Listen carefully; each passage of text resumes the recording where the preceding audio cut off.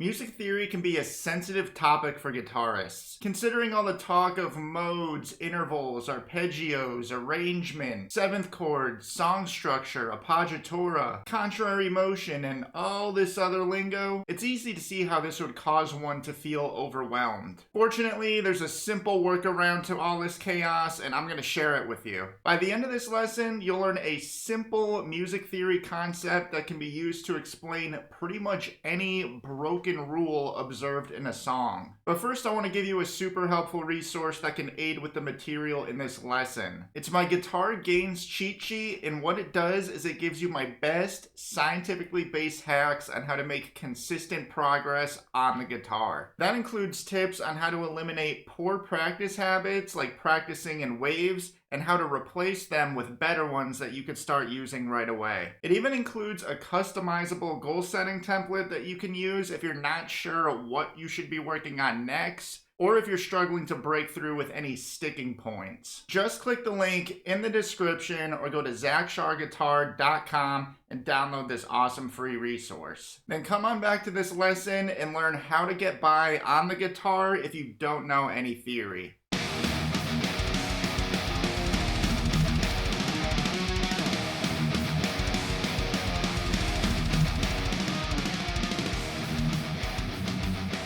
So I'm going to give it to you straight out the gate, okay? If there's one scale, only one scale that you're going to decide to learn throughout your entire journey with music, it's going to be this one, and it's the chromatic scale. And the chromatic scale is a 12-note scale, not including the octaves. So in this case, we're going to start on C, on fret 8 of the low E string.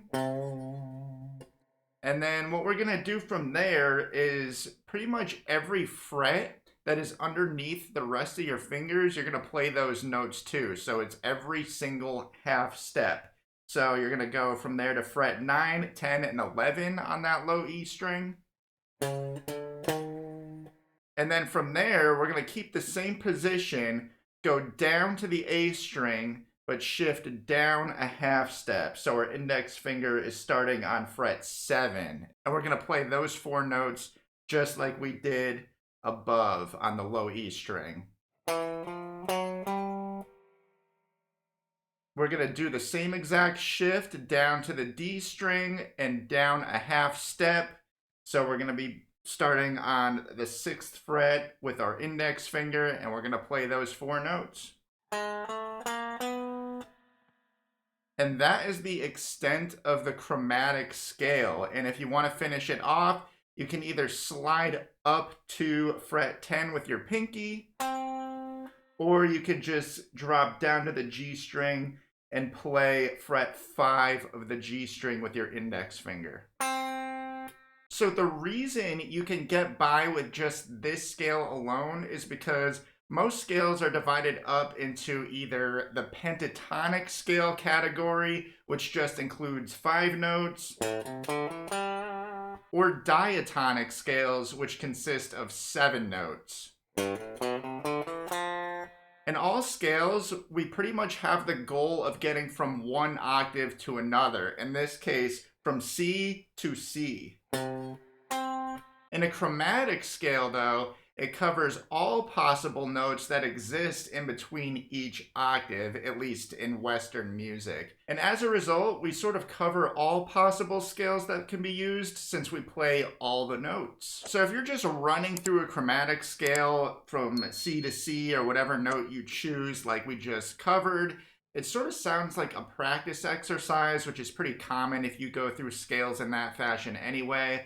But you may be wondering, what styles of music am I able to even use this scale in? Well, arguably you can use it in any style you want, but you can commonly see the chromatic scale in jazz music. In jazz, the players have all sorts of justifications and methods to their madness when they write and analyze their works. They use the chromatic scale and intertwine it with other scales in a lot of their phrasing to produce that classic jazzy sound. And this helps jazz players improvise, since the chromatic scale is a vehicle that they can use to get from one note to another note in their phrasing. Now, going to another end of the musical spectrum, we often see the chromatic scale in a lot of death metal music. They usually combine this with a lot of tremolo picking, as well as using some power chords to kind of chug their way up and down the neck in a chromatic sequence. And the reason why the players in death metal use the chromatic scale is because it can evoke a frantic, chaotic vibe when you use it in a certain context like death metal.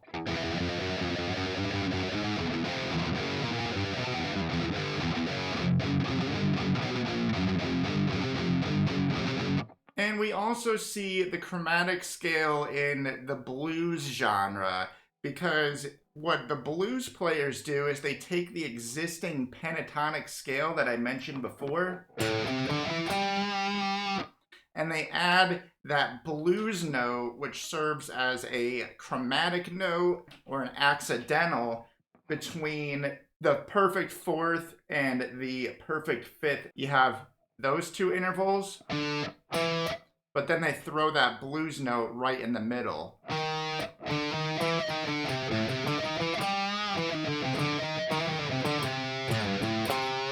Adding this note is really cool if you want to take the already awesome sounding pentatonic scale and make it sound even better just by adding a single note like I mentioned. And when you've got these three half steps in sequence, it's almost like having a mini chromatic scale within the pentatonic scale itself.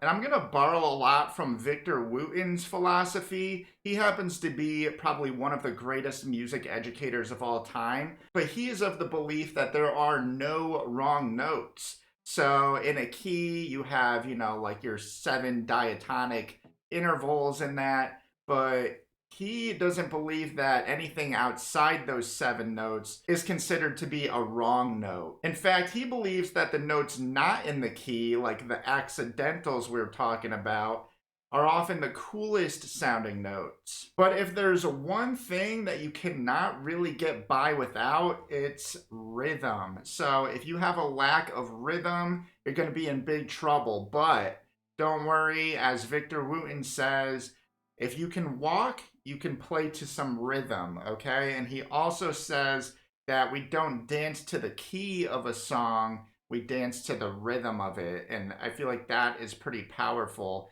because usually, in a lot of the more popular styles of music, people tend to want things they can dance to. Even with the heavier stuff, people want to be able to bang their head to something. And when you're playing something in a very rhythmic way and you're using those accidentals or those wrong notes, you can get used to them if you're playing them to the rhythm.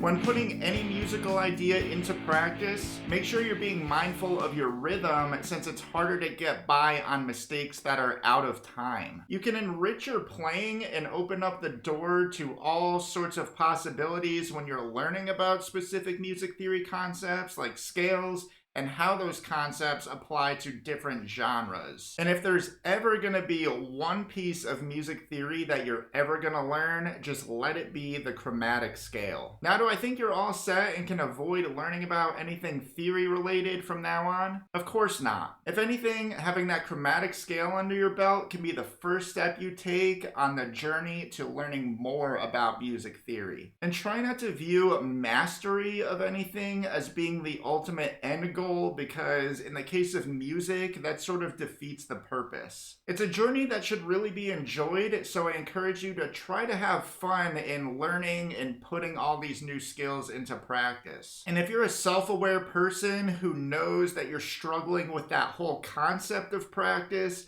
then I encourage you to download that free guitar gains cheat sheet if you have not done so already. It gives you my best scientifically based tips on how to eliminate poor practice habits like practicing in waves and how to replace them with better practice habits that you can put to use right away and level up your playing. It also keeps you on track to making consistent progress so that way you don't fall behind. It even includes a customizable goal setting template to help you if you're not sure on what you should be working on next, or if you're having trouble getting through any sticking point you might be facing right now. So just click the link in the description or go to zachsharguitar.com and download this awesome free resource.